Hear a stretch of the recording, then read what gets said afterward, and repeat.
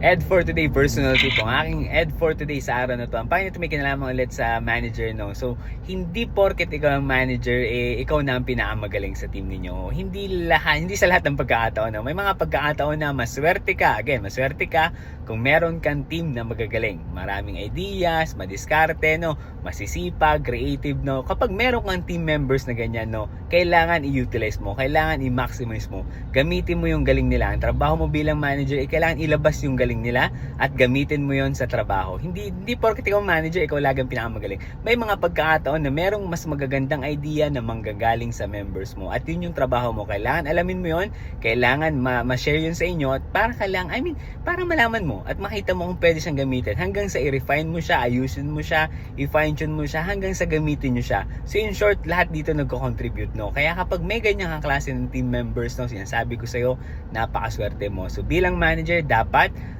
gamitin mo yon, i-utilize mo yon, i-maximize mo yon, no? So wag kang matreat kapag may mga magagandang ideas na hindi manggagaling sa'yo. Dahil again, hindi dapat ikaw ang pinakamagaling lagi, no? May mga pagkakataon na merong mas magagaling at mas magagandang idea na manggagaling sa iba na kailangan mong i-consider. Okay, so yun lang aking ed for today.